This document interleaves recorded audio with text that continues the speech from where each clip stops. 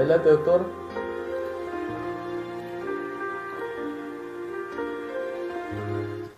Muy bien, ya estamos, licenciado Augusto. Adela- Adelante, ya estamos transmitiendo. Ya, perfecto. Muy bien, muy buenas tardes con todos. Es un placer poder realizar esta transmisión. Estamos en plena actividad, siempre motivando a la promoción del conocimiento. Y en este caso, eh, permítanme presentar, soy el doctor Julio Abarca, decano presidente de Conrede. En esta oportunidad, el saludo extensivo de parte de todo el Consejo Regional de Decanos de los Colegios Profesionales de Arequipa.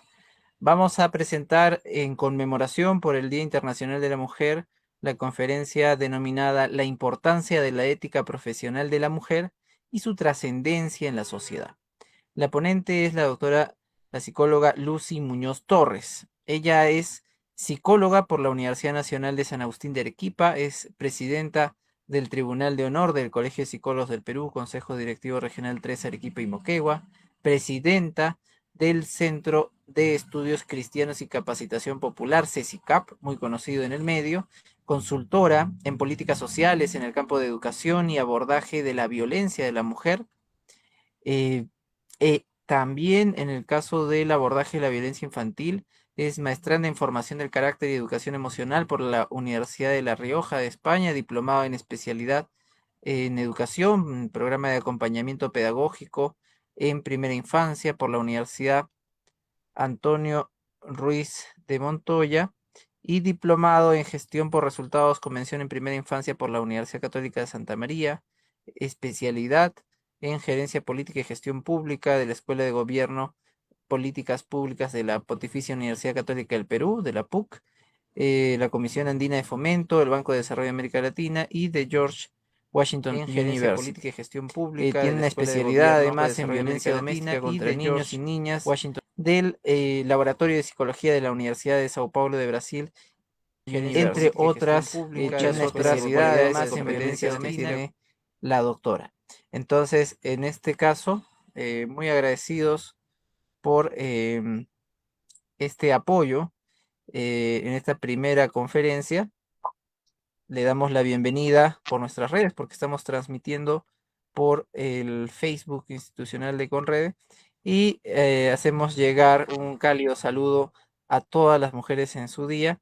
En este caso es una conmemoración, más no una celebración, y esperamos y deseamos de que cada día sea mejor para todos y todas. Entonces, adelante, doctora Lucy, le dejo en el uso de la palabra. Gracias, doctor Abarca. Buenas tardes con todos, con todas.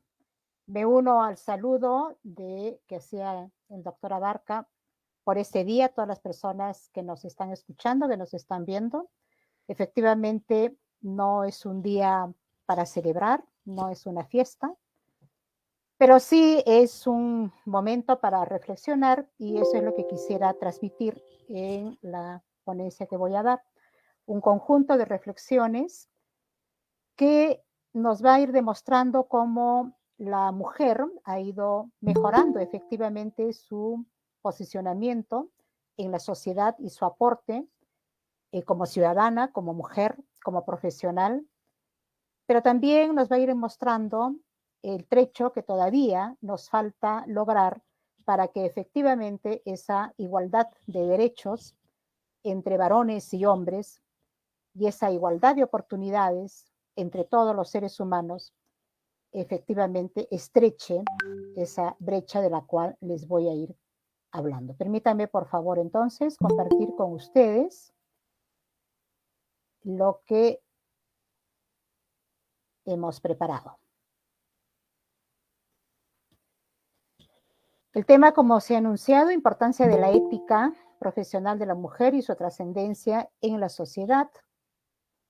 Y antes de entrar de lleno en el tema, me gustaría muy brevemente recordar por qué el Día Internacional de la Mujer, qué es lo que exactamente estamos conmemorando y cómo surge este Día Internacional. Y la primera imagen que estamos mostrando es que es un conjunto de mujeres que están en una asamblea, ¿no? Y están en un discurso bajo una de ellas, porque lo que en realidad estamos conmemorando, como lo vamos a ver en las siguientes diapositivas, es la lucha de las mujeres por sus derechos sociales, por sus derechos laborales y también por sus derechos políticos.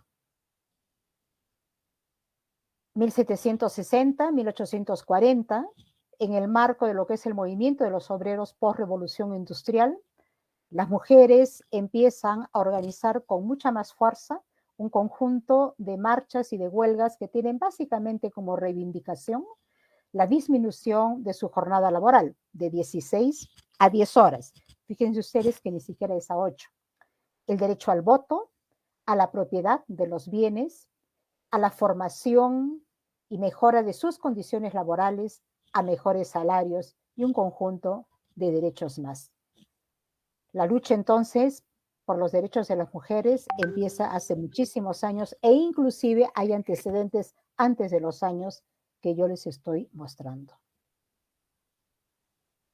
El 8 de marzo de 1857 es la primera huelga de las mujeres de la industria textil. Siempre en el marco de lo que era el movimiento obrero y la lucha del movimiento obrero. En 1908 tenemos la movilización de las mujeres en la ciudad de Nueva York. Y es este hecho catastrófico lo que prácticamente anima y obliga a las Naciones Unidas a declarar muchos años después de 1911, que aparece en la diapositiva, el Día Internacional de la Mujer.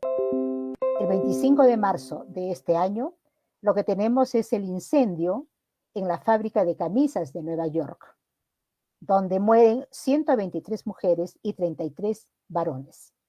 Mueren todos ellos calcinados. La fábrica estaba cerrada, tenía bajo llave, podemos decir, puesto que los dueños temían a que se robaran las cosas, las mujeres o los varones, o a que fugaran.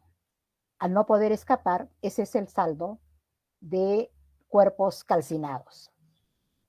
Es esto entonces lo que anima y lo que obviamente exacerba mucho más la lucha de las mujeres, ya no solo de Nueva York, sino también de todos los demás países, y es en ese marco que recién en 1977, el 8 de marzo, es declarado como Día Internacional de la Mujer por las Naciones Unidas.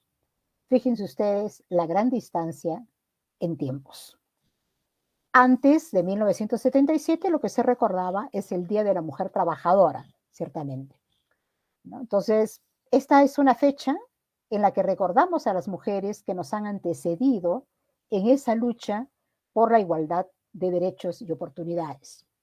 Este es un día, entonces, el Día Internacional de la Mujer tiene un vínculo estrecho con lo que son los derechos de las personas, los derechos humanos.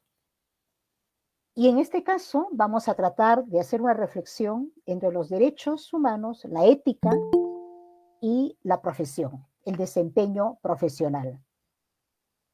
Resultado de esta síntesis que vamos a intentar hacer, quisiera plantearles y compartir con ustedes un conjunto de desafíos, de posibilidades, ¿no? Y de retos que no solo yo, sino muchas mujeres pensamos que tenemos, hombres y varones, pero que las mujeres necesitamos aportar al desarrollo del Perú. Ejercicio ético, profesional y derechos humanos entonces, pero vamos a empezar un poquito por algunas cosas sobre ética. Alberto Hidalgo nos señalaba que esta es una palabra que proviene de la palabra griega ethos, que alude a los comportamientos del individuo, derivados de su propio carácter. Fíjense ustedes en la frase, comportamientos, pero que se derivan de su propio carácter, es decir, de la persona misma en sí misma, ¿no? Y Cortina, que es una filósofa española, Alberto también es filósofo y español, nos dice en la ética aplicada hay que intentar la aplicación de los principios éticos descubiertos a los distintos ámbitos del campo profesional en cuestión. Entonces, la ética aplicada tiene como campo de interés la bioética, la ética profesional, la económica, la ambiental, la política. La ética en el fondo es todo. Es toda la vida y en la existencia misma. La eticidad se aplica a todas las personas, incluidos al trato y a la relación con los animales y con la naturaleza en general. Y aquí lo que quisiera remarcar es lo que estos autores de alguna forma nos están tratando de pasar como idea central. Cuando hablamos de ética, no estamos hablando de normas escritas, no estamos hablando de leyes, no estamos hablando de estatutos, para el caso de las instituciones.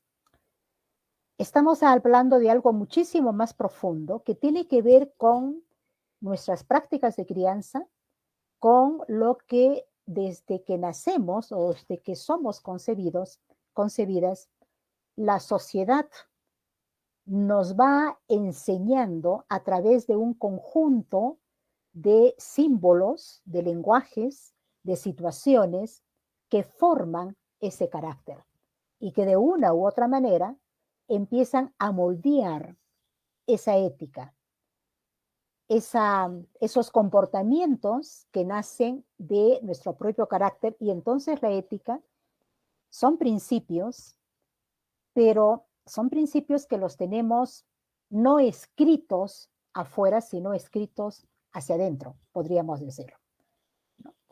No son normas fuera de, sino son comportamientos, son normas que nosotros mismos, ¿no?, hemos ido adquiriendo a lo largo de nuestra vida, como seres humanos primero, como profesionales, como ciudadanos, y que finalmente terminan gobernando, entre comillas, nuestros comportamientos. Y tiene que ver absolutamente con todo, ¿no? Desde la forma como nos tratamos en casa, hasta la forma como nos tratamos en el transporte público, en el trabajo, en una conferencia, en un viaje, ¿no?, en una fiesta.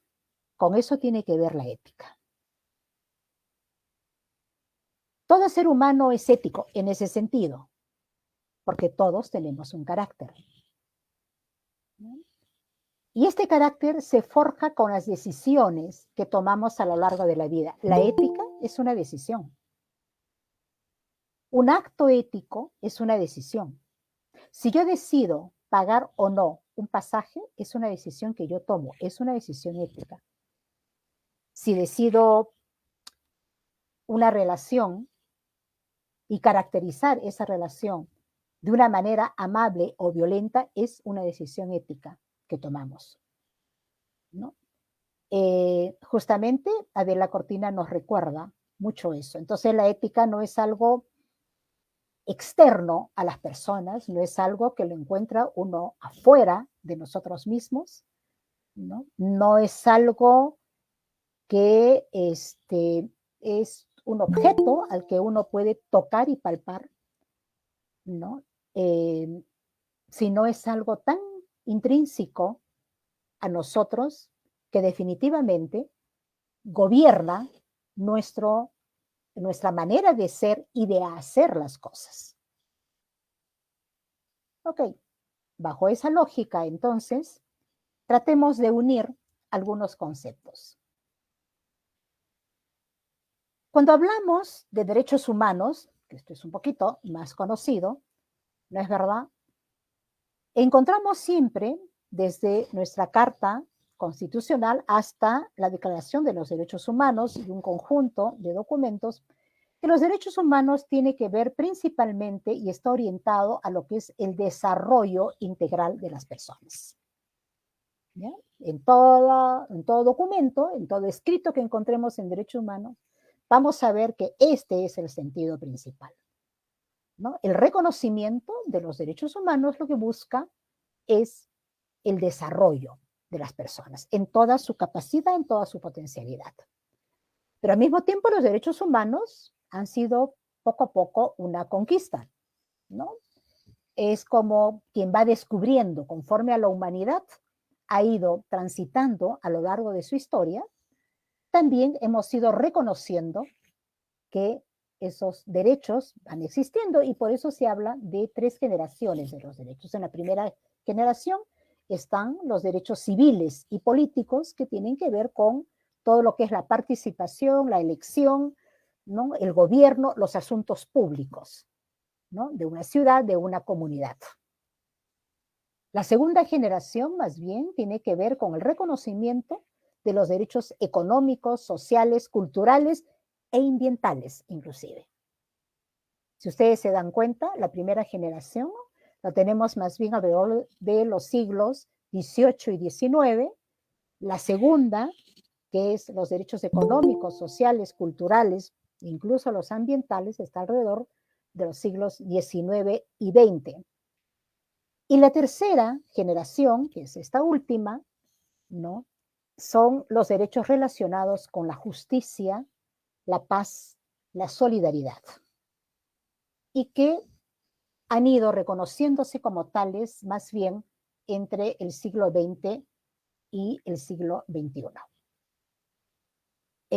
Seguramente de acá a 100 años o 200 o más, es probable que poco a poco vayamos dándonos cuenta que hay otros derechos. Entonces, son universales, le corresponde a todos los seres humanos habidos y por haber. Y no hay diferencia de ninguna persona ante estos derechos. Y en la profesión, fíjense ustedes que nos pasa lo mismo o algo similar, ¿no es cierto? Las profesiones han ido evolucionando, han ido yendo de menos a más. El conjunto de profesionales que hoy tenemos no los teníamos en el siglo XVIII o en el siglo XIX, ¿no? E incluso a inicios del siglo XX. Y este siglo están surgiendo un conjunto de profesiones que los que estamos por encima del nivel 5 no los conocíamos antes. Todas esas profesiones, sin embargo, también tienen un propósito, y es el bienestar de la sociedad. Hemos ido especializándonos en distintas ocupaciones profesionales, no para hacer daño, lo que no quiere decir que hay gente que lo hace, que hay profesionales que lo hacen.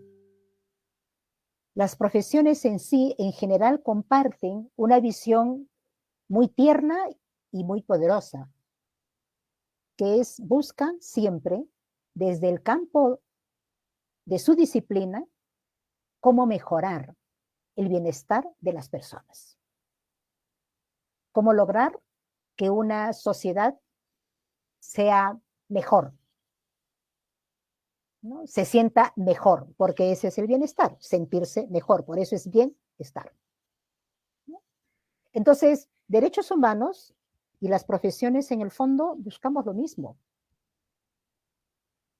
Solo que en el caso de la profesión, la idea es una especialidad más técnica o algo más especializado que permita estudiar determinados campos, ¿no? Desde los cuales podamos aportar a una mejor salud y a un mejor desarrollo de las personas en todo el mundo. Y cuando hablamos de ética, también, como lo decíamos hace un momento, también estamos hablando de una decisión personal que se expresa en una conducta, en este caso, profesional, ¿no? Y lo que tenemos en medio de estos 3 círculos es lo que todos los colegios profesionales en todos los países tenemos como una norma escrita para ayudarnos a regular, para ayudarnos a que este comportamiento, esta conducta, efectivamente exprese principios éticos. Y es lo que llamamos la deontología, más entendida como deberes éticos que tenemos frente a una sociedad, frente a una persona, a una familia, a una comunidad. Ok, hasta acá puede estar simpático el asunto. Pero veamos ahora cómo andamos las mujeres y en general la sociedad en términos de los derechos humanos, de las profesiones y de la ética. ¿Cómo estamos las mujeres entonces? Y acá empieza lo complicadito y lo que nos falta conquistar. Vamos a ver primero el empleo. Y tenemos acá algunos datos. Estos son datos del país. 92.8% de la población económicamente activa femenina tiene empleo. De ese porcentaje, fíjense ustedes, el 76.6% solo tiene un empleo, pero el 16.1% tiene 2 empleos. En el caso de los varones, ¿cómo están? 95.1% de la población económicamente masculina tiene empleo.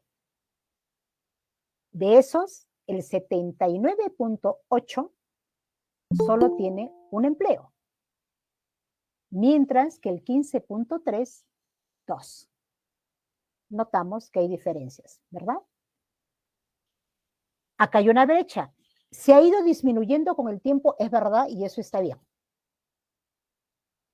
¿Sí? Porque a eso nos referimos con igualdad de oportunidades, pero todavía las brechas, si se pudieran traducir, y de hecho que se pueden, en números y en personas, nos vamos a dar cuenta que las diferencias pueden ser mayores. Toda brecha, toda diferencia causa dolor a una de las partes. Veamos ahora las ocupaciones. El 73.0% de la población económicamente activa femenina, 73%, su ocupación principal es en MIPES, microempresas. ¿Sí? Frente a un 66.9% de lo que es la población económicamente masculina, económicamente activa masculina. Es decir, tenemos más mujeres en empresas de 1 a 10 personas que los varones. 19%, 19.8% de mujeres trabaja en grandes empresas frente a 23.3% de varones. Creo que es obvio que hay diferencias en términos de las condiciones laborales entre MIPES y las grandes empresas. En comercio, ahí es donde está la mayoría en general de empleos del Perú. Recordemos que el Perú es uno de los países, y Arequipa, nuestra región en particular, que tiene más del 85% de su empleo es el comercio, de su trabajo, de su ocupación es el comercio, ¿no? 34.1% de mujeres, su actividad es comercial, frente a 18.0% en varones. Actividades como la agricultura, la pesca y la minería, ¿no? Solo el 8%, 8.9%, o sea, casi 9%, están las mujeres, frente a 13.8% varones. Son actividades, en particular la minería, en las que no se acepta mucho a las mujeres, ¿no? Esto está cambiando, es verdad, pero todavía tenemos brechas. Y en general, lo que es todas las actividades de manufactura, es decir, aquellas actividades que tienen que ver con transformación, ¿no? Recordemos que la agricultura, la pesca y la minería puede ser, y la manufactura son de transformación, ¿no? Cuando uno transforma un producto, usa más habilidades que cuando uno vende o compra. Recordemos eso, que lo vamos a necesitar después. En manufactura, 9.2% están mujeres, 9.2% frente a 10.9% de varones. Y los siguientes datos que vamos a ver en Internet, antes de la pandemia eran terribles. la brecha era muchísimo más de lo que tenemos acá. La pandemia ha obligado a cerrar de alguna manera esta brecha. Aún así, tenemos diferencias. 70.5% están mujeres. Acceso a Internet. El 70.5% de mujeres accede a Internet frente a un 74.4% de varones. Internet en celulares, ¿no? Ahí estamos casi parejo. Recordemos que en la pandemia nos hemos visto obligadas, muchas mujeres, sobre todo en el sector de educación, pero también de salud, ¿no? A incorporar la Internet en el celular. 89.5% en el caso de mujeres frente a 89.6% en el caso de varones.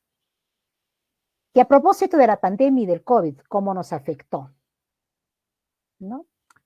80% del trabajo doméstico estuvo en mujeres. Este es un estudio que ha sido hecho en el 2022. Todas las referencias y las estadísticas que les estoy dando está al final de la diapositiva, todos los links que ustedes pueden comprobar, verificar y encontrar también otro tipo de porcentajes. 80% del trabajo doméstico en mujeres frente a un 16% en varones. En el hogar, en casa, es el primer reto que tenemos por equilibrar y cerrar esta brecha. Veamos ahora otro campo que no sea el empleo, veamos la salud. Y en salud hay muchísimo que hablar. Sin embargo, yo he querido intencionalmente, ¿no? Concentrarme en lo que llamamos la salud emocional o la salud mental. Y dentro de ella, particularmente en un aspecto que es sumamente dañino para las personas, y no solo para las mujeres, pero muchísimo más para las mujeres, y que es terriblemente, llamémoslos así, devastador para el desarrollo de un país. Voy a hablar de lo que son los feminicidios y la violencia sexual en particular, ¿no? Fíjense ustedes, en el caso del primer rectángulo tenemos feminicidios en el 2012, 2019, 2021 y 2022. 2012, 86, 2019, 166, 2021, 166 y 2022, 137. Entonces uno va diciendo allá, como que hemos disminuido un poco. En algunos casos vamos igual, ¿no? Pero cuando hablamos de feminicidios, de lo que estamos hablando es de asesinato a golpes, cuando no es armas, hacia una mujer por ser mujer. ¿Sí? En ese sentido, el feminicidio se distingue de otros asesinatos. El feminicidio también es un asesinato. ¿Sí? Pero cuando uno habla de inseguridad ciudadana, ¿no? Y habla de delincuencia y feminicidio, una cosa es la delincuencia y otra cosa es el feminicidio. Es decir, es porque eres tú que yo te mato, es porque eres mujer, no es porque has robado, no es porque seas mala, no es porque no hayas cocinado, no sé, cualquier otro argumento, es porque eres mujer. En eso es el feminicidio. En violencia, 7 de cada 10 mujeres son víctimas de violencia en el país. Ahí estamos hablando de violencia física, psicológica, económica y sexual. En violencia sexual, en el periodo del 2015 al 2021, hemos tenido 22.881 casos registrados, comprobados. 72% de esos casos han sido menores de edad víctimas de la violencia sexual. Más del 50% de las personas que han cometido ese delito no han sido condenadas hasta el día de hoy. En menores de 6 a 11 años, en niñas en su mayoría, pero también niños, de 6 a 11 años entre octubre del 2018, ¿sí? Hasta octubre del 2018, en el año 2018 tuvimos 2.743. A octubre del 2022, 4.238. Hemos casi duplicado eso. ¿A qué se debe? ¿Por qué? Etcétera. Hay muchas razones que no son en ese momento el motivo de lo que estamos conversando. Veamos ahora la brecha digital, ¿no?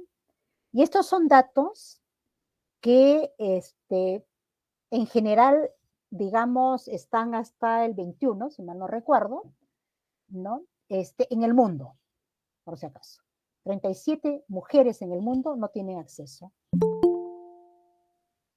a la digitalización, al Internet. Y si proyectamos toda la empleabilidad que vamos a tener en el mundo en 2050, resulta que lo que nos dicen las Naciones Unidas es que el 75% de los trabajos se va a caracterizar por requerir habilidades de STEAM. Eso es ciencia, tecnología y matemáticas. En Arequipa, por ejemplo, la Gerencia Regional de Educación, el año finales del 2020 y 21 hizo gran esfuerzo, y eso hay que decirlo, ¿no?, por incorporar este STEAM y este acceso a la tecnología en nuestras escuelas. ¿Cuánto éxito tuvo o no? Podemos conversarlo, discutirlo, pero el esfuerzo vale la pena y justamente estaba orientado a tratar de empezar a disminuir esta brecha que vamos a tener al 2050. En el Perú, entonces, si comparamos mujeres y varones, 54.5% de mujeres accede a Internet frente a un 59.7%. La gran brecha, sin embargo, está en zonas rurales, porque el primer dato es en zonas urbanas. En zonas rurales, las mujeres, solo el 18% de mujeres accede a Internet frente al 26% en varones. Muy bien, hemos abordado algunos datos en derechos humanos en solo 3 campos.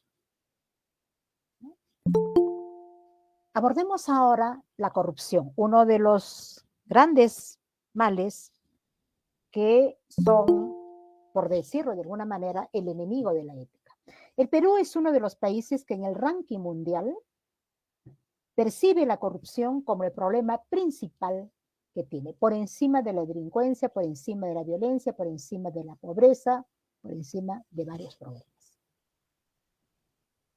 Y para tener una idea de cuánto pierde el país, cuánto perdemos las familias en corrupción, lo que he tratado de presentarles, de conseguirles como información que les presento ahora, es unas cifras que nos da Nelson Schack, que es el procurador público. En el 2021, el país ha perdido más de 24.000 millones, ustedes tienen la cantidad exacta, en corrupción, por corrupción. Acá está el nivel nacional, el regional y el local. Es decir, el gobierno central, los gobiernos regionales y los gobiernos locales. ¿Sí? No está aquí, pero Nelson Schack también nos dice que efectivamente el porcentaje de corrupción en los gobiernos regionales es un poco mayor que en el gobierno central, lo que se llama el gobierno nacional. ¿Sí? Pero no es que hayan tampoco diferencias significativas. Y fíjense en el 2020. El 2020 hemos tenido por pérdida 22.000 millones. Igual la cantidad la tienen ahí. Entonces, del 2020 al 2021 hemos subido Y Nelson Schack también nos da un ranking de en qué ciudades la corrupción es mayor. Acordémonos que cuando hablamos de presupuesto público, estamos hablando básicamente de presupuesto ejecutado por los niveles de gobierno. No estamos hablando de corrupción en la sociedad. ¿Sí? Entonces, aparecemos ahí. Piura en primer lugar, Arequipa en segundo, La Libertad, y luego siguen los demás departamentos. Entonces, no es agradable, ¿verdad? Aparecer en un ranking de corrupción como una segunda ciudad. Ni como tercera ni como cuarta, mucho menos como primera.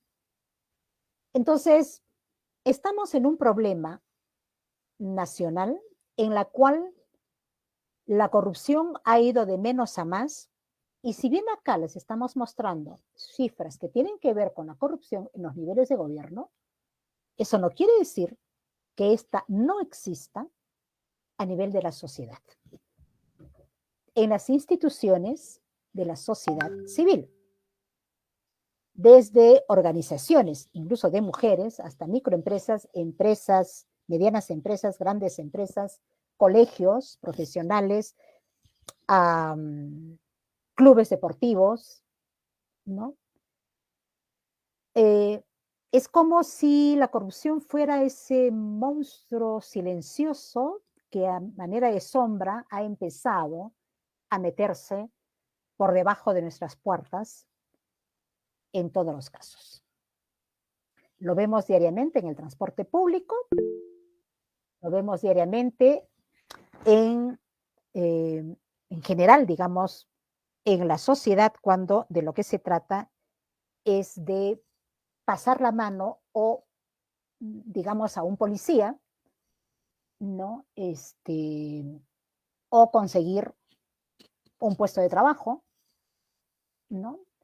O conseguir un favor X. Y entonces estamos en una situación en la que es un poco complicado, ¿no? Porque decimos, el Estado es corrupto, los gobiernos son corruptos, todas las autoridades son corruptas. Bien, pero no tiremos la piedra y escondamos la mano, ¿no? ¿Quién corrompe? Alguien corrompe. Y es tan corrupto el que recibe la coima como el que la ofrece. Pero también estamos en una situación en la que yo más de una vez escucho de a personas muy queridas que dicen, es que no me queda otra, Lucy. Si no pido ayuda, si no busco un contacto, no me atienden. Y eso ha sido muy dramático en el COVID, en la pandemia que hemos pasado. ¿Sí? Cuando lo sentíamos frente a un familiar, frente a un amigo, a punto de perder la vida, no nos importaba la forma, pero necesitábamos salvar a esa persona. Una situación así es una situación muy dolorosa que afecta a la salud de todas las personas. ¿Sí? Y entonces, ¿cómo hablar de ética en este contexto? Y reflexionando eso, es que les quise traer esta frase de Joan Baez, que es una cantante bastante joven, de los años 60 a 70, si mal no recuerdo. Y miren, una cantante lo que nos dice: si no peleas para acabar con la corrupción y la podredumbre, acabarás formando parte de ella. Y eso es lo que nos está pasando. Que estamos algunos queriendo, otros sin querer queriendo, y otros como arrastrados por un huaico, formando parte de una situación totalmente contraria a eso que al inicio veíamos. Contraria a el desempeño de una ocupación, contraria al comportamiento de cualquier persona, grande o chico, en el que busquemos no herir, no robar, no aprovecharnos del otro, sino más bien buscar su bienestar. Y acá es cuando empiezan los retos de las mujeres. Desde inicios de la humanidad, la mujer ha estado en constante lucha, no solo para aportar a la sociedad como madre, sino además para aportar al desarrollo de esta sociedad. Acordémonos que hemos tenido muchísimas investigadoras, filósofas, científicas, artistas, que en tiempos lejanos tuvieron que presentarse bajo el nombre de un varón o esconderse detrás del título o del cargo del esposo o del hermano para dar a conocer lo que ellas podían hacer. Pero las verdaderas autoras quedaron como anónimas. Sin embargo, de esa desventaja que hemos sido, llamémoslas así, cada vez disminuyendo, ¿no?, a través de estas luchas, podemos sacar algo. Y es que estas funciones desarrolladas a lo largo de la historia, que tienen que ver con la cocina, de las mujeres estamos hablando, ¿no?, de la crianza de los hijos, aunque no todas las madres en la historia de la humanidad se hicieron cargo, digamos, de sus propios hijos, ¿no? Pero en fin, han ido como desarrollando algunas competencias que son las que yo estoy poniendo más abajo y que son competencias, ojo, comparativas, no ventajas competitivas, que es distinto, ¿no?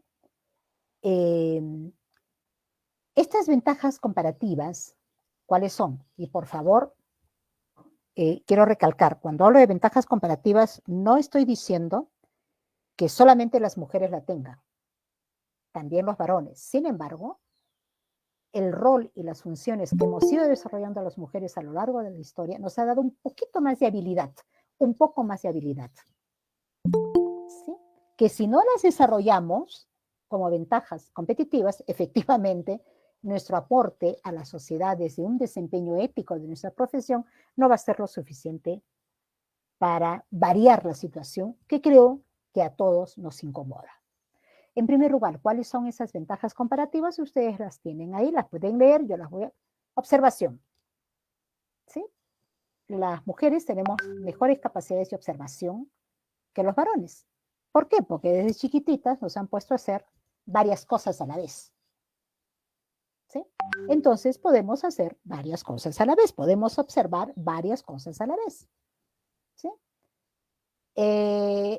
Las prácticas de crianza cada vez han ido mejorando, pero en las prácticas de crianza que tienen nuestras familias, ¿sí?, a las mujeres desde muy pequeñas se nos ponen a hacer varias cosas.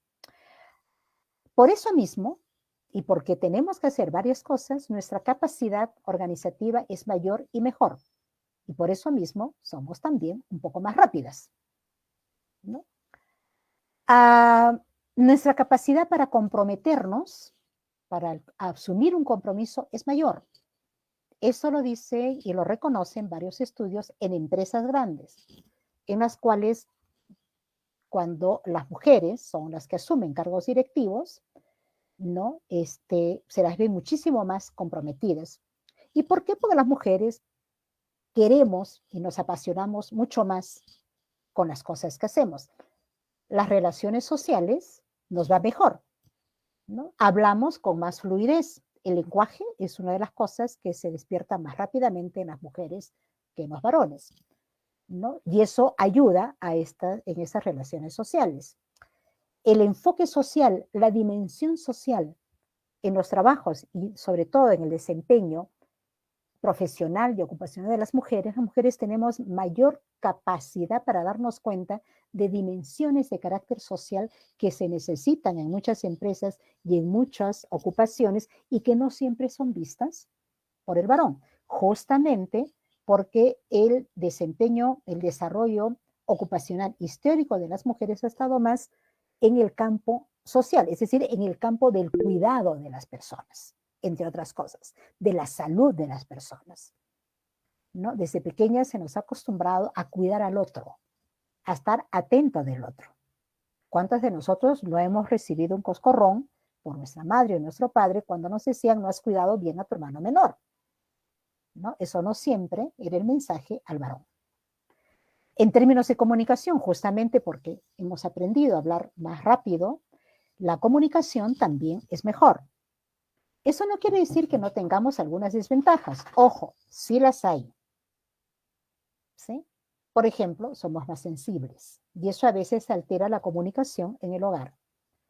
Nuestra capacidad de empatía con el otro, es decir, de ponerte en el zapato del otro, es mejor. Eso no quiere decir que no hayan varones que no sean empáticos y que no haya mujeres que no tienen absolutamente ninguna capacidad de ponerse en el zapato de la otra persona.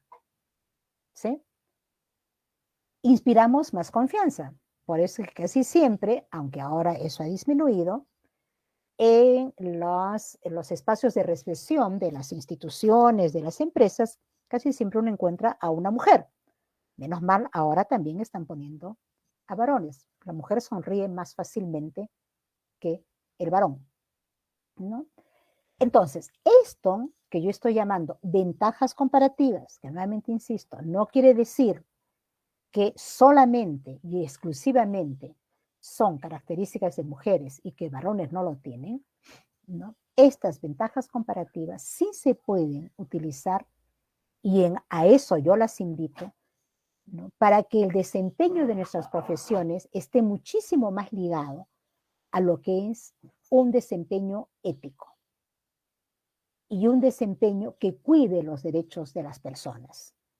Por supuesto, sin desmedro de nuestros propios derechos. Y en ese sentido, entonces, y para ir más o menos terminando, un campo retador de aporte a la sociedad, donde la mujer tiene algunas ventajas comparativas, como les he dicho, es el desempeño ético profesional, pero además el desarrollo de la ciencia. Recordemos que las primeras mujeres que hemos tenido, mujeres con premios Nobel, que no han tenido el suficiente reconocimiento, ¿no? Y que la ciencia, solo la ciencia, va a lograr que efectivamente las profesiones que desempeñamos cada una de nosotros en el campo disciplinario y académico en el que estemos, ¿sí? Busque y sea útil a una sociedad. Pero recordemos también que en ciencia no hay verdades absolutas, ¿sí? Que los comportamientos de los seres humanos y la ciencia son verdades que vamos encontrando en base a las investigaciones que vamos haciendo a lo largo de la historia. Si no, todavía estaríamos pensando, ¿no?, que la Tierra es plana, ¿no es verdad? Ok. Y acá yo quisiera tomar la frase de una ingeniera metalurgista que fue la primera ingeniera metalurgista en el Perú, de Rosa Herrera. Le escuché hace pocos días cuando las ingenieras metalurgistas de la Universidad Nacional de la UNSA organizaron la primera cumbre de la mujer. Esta mujer, esta ingeniera, dio un testimonio y entre todas las cosas importantes que dijo, ¿no?, una de las frases que más me impactó fue la que ustedes tienen ahí. Ella decía, porque lo que buscamos como ingenieras, lo que debemos buscar es ser un buen ser humano. Fíjense ustedes qué simple. Porque solo siendo buenos seres humanos, seremos una buena sociedad.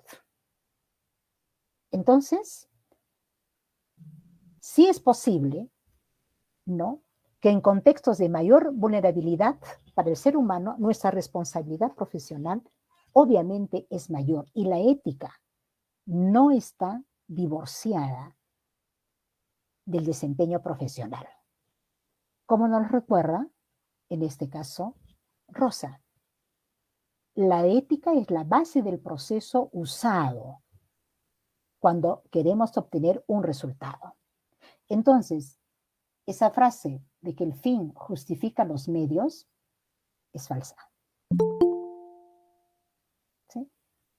Uno no puede conseguir un fin, no puede ir detrás de un fin con procesos no éticos, fraudulentos. Las mujeres profesionales, al igual que los varones, tenemos un poder, y ese poder del conocimiento, ese es un poder que tenemos mayor que otras. Pero ojo, por favor, es un poder acreditado, por decirlo de alguna forma, ¿sí? Acreditado. Pero recordemos que todas las demás personas también tienen un saber, un conocimiento empírico, pero tienen un conocimiento. ¿Sí? El conocimiento más científico, más profesional, más técnico, nos da un poder frente a las demás personas, sí, pero si ese poder lo usamos para destruir, ¿qué sentido tiene tenerlos? ¿Sentirnos solamente mejor nosotros? No. Estaríamos reproduciendo lo que ya tenemos. Entonces, para mí, el reto como mujer y el reto profesional desde el cual podemos aportar en base a esas ventajas comparativas de las que hemos hablado las mujeres es justamente lograr que estas dos dimensiones, que es la profesión y la ética, sean nuevamente una sola. Porque, como nos decía Cortina, todo ser humano es ético porque tiene carácter. Este carácter se forja en las decisiones que toma a lo largo de su vida.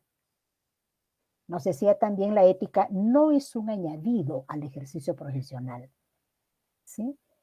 La ética no debería ser un curso más, sino estudiado en todos los cursos de nuestros años universitarios o de un instituto superior. El ejercicio profesional tiene que ver con las consecuencias de las decisiones profesionales que tomamos, porque esas consecuencias, esas decisiones profesionales tienen que ver con la vida de las familias. Si somos arquitectas, si somos economistas, si somos psicólogos, si somos sociólogos, antropólogos, si somos ingenieras, las decisiones que tomamos tienen un efecto, un impacto en la vida de las personas, en la vida de las familias, en la vida de la sociedad. Y depende de nosotros si esa decisión, si ese impacto es positivo, es constructivo o es destructivo. Y si lo que deseamos es distinguirnos por ser mejores y lograr que esta sociedad sea más equitativa, necesitamos entonces no solo unir más la profesión y la ética, sino además cuidar que nuestras decisiones sean cada vez más constructivas para los seres humanos. La excelencia profesional, entonces, conlleva en sí misma la ética. No he visto, no conozco hasta la fecha ninguna persona que profesionalmente sea mediocre, muy mediocre, ¿no? Y no cometa actos reñidos con la ética. El buen profesional siempre busca la solución del problema integral justamente porque tu ética te lleva a pensar en todo y las ventajas comparativas de las que hemos hablado las mujeres, que tenemos las mujeres, perdón, tenemos que usarlas para que sean competitivas de una manera tal que construyan una humanidad mejor. Esta es, y con eso termino, los enlaces, las fuentes bibliográficas que he usado para darles toda la información que les he dado. Espero no haber pasado del tiempo y si es así, mil disculpas, dejo de compartir y ustedes me dicen que sigue a continuación. Muchas gracias. Muy bien, doctora Lucy Muñoz, muchas gracias. Realmente agradecidos por su brillante conferencia. A nombre del CONRED de Arequipa, del Consejo Directivo, está también la decana Flor Muñoz, que nos acompaña, y a toda la distinguida audiencia que nos acompaña, muy agradecidos nuevamente en esta primera conferencia. Ha levantado la mano Carmen, tal vez por una cuestión de tiempo vamos a solamente escuchar su pregunta y agradecidos nuevamente. Adelante. Gracias, doctora.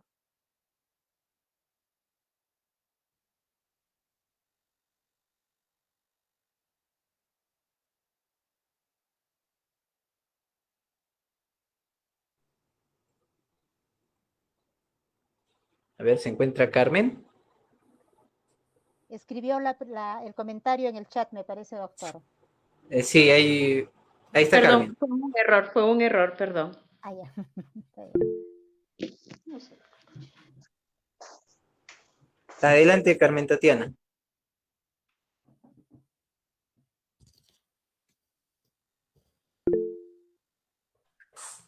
Van a disculpar, no sé qué confusión ha habido, pero en principio felicitar a nuestra ponente y solamente hacer como alcance que las mujeres pues hemos desarrollado muchísimo en estos últimos tiempos, pero tal vez aún no lo suficiente como para que alcancemos esa equidad, esa verdadera equidad entre hombres y mujeres, que eso no significa una competencia, ¿no? Creo que no debe significar una competencia, sino una complementariedad que más bien nos fortalezca a hombres y mujeres para salir adelante, no solamente como individualidades, sino y sobre todo como sociedad, ¿no? Una sociedad que aspira a una um, a un desarrollo, ¿no? Equitativo, solidario, armónico, equilibrado.